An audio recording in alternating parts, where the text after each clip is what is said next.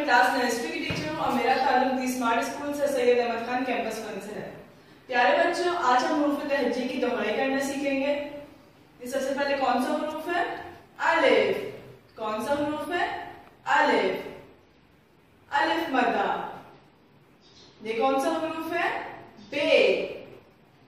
पे, ते, टे, से। प्यारे बच्चों, अगर आप गौर करें तो सारे हुरूफ हम शक्ल है, लेकिन इनमें सिर्फ नुक्तों का फर्क है। ये कौन सा हुरूफ है?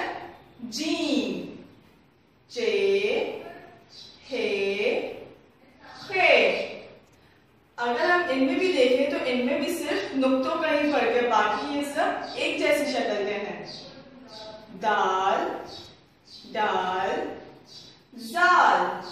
प्यारे बच्चों, ये भी सब एक जैसी शक्ल के ही हैं, इनमें सिर्फ नुक्तों का फर्क है। रे, रे, जे,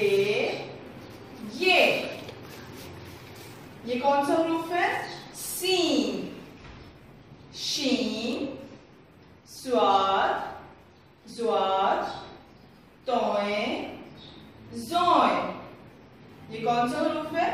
आइन, गईन, फे, खौफ, काफ, गाफ।